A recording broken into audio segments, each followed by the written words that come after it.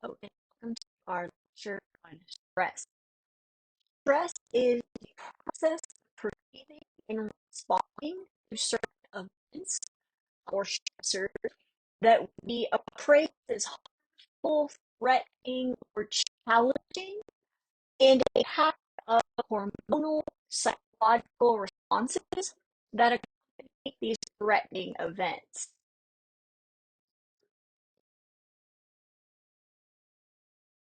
Stressors. These are the characteristics that increase the likelihood that we will perceive an event as stressful. There's lack of control, and this is uncontrollable or unpredictable event that's generally more stressful than those we can't control or something can predict.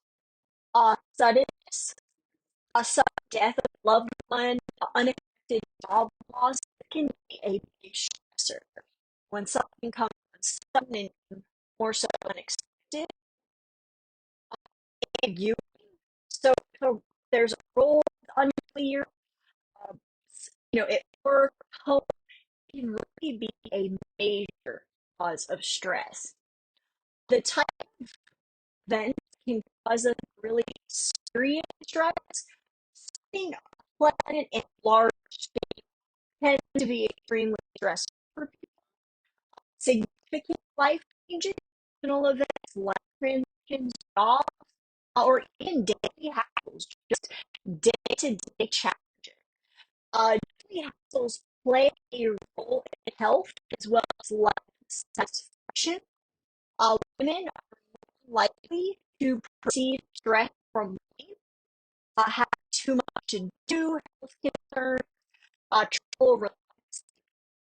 When it comes to age, younger people report more daily hassles and perceive that as more stressful than older adults. Another one is socioeconomic status. Wealthier people feel they have more control over their lives and report having more fun in their daily lives. Conflict approach and avoidance. For common conflicts to situations. Approach conflicts. And this is where we choose between positive events. Avoidance. This is where you choose between two negative events. Approach avoidance conflict. Each choice has both a positive and negative quality to it. Multiple approach avoidance conflict. Several potential options, each of which have both positive and negative qualities.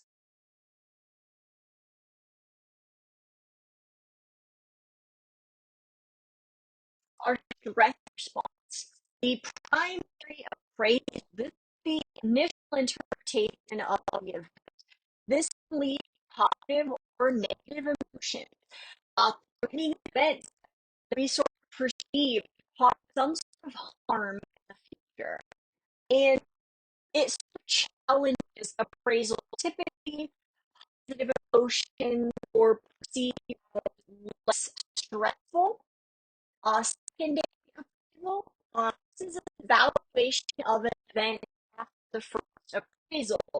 People consider reasonable coping with stress, and this includes coping strategy assessments.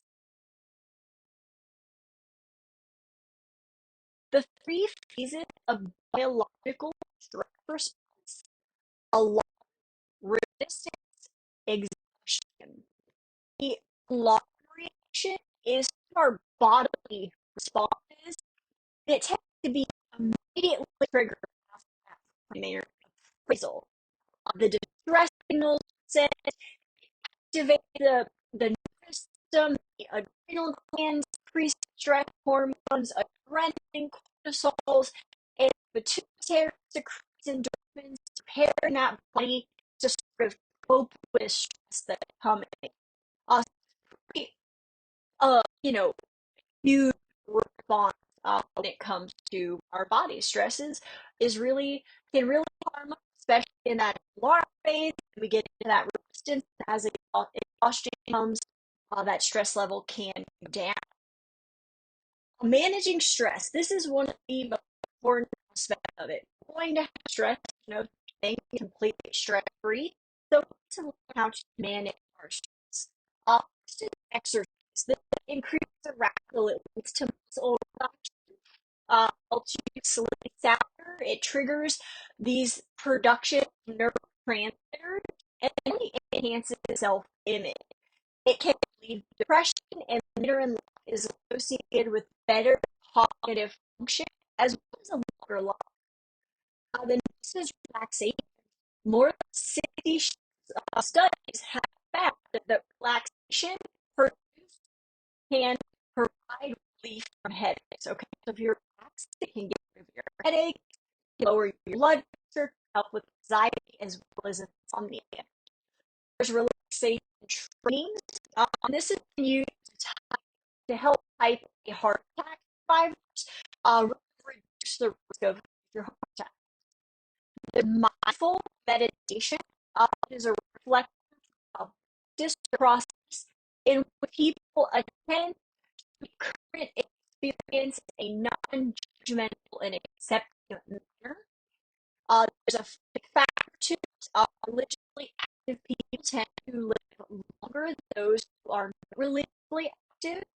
Possible explanations of this include the effect of, intervening variables such as the behavior, social support, positive emotions are often found amongst people who regularly attend these services. Thank you guys so much for watching this lecture. I hope you've enjoyed.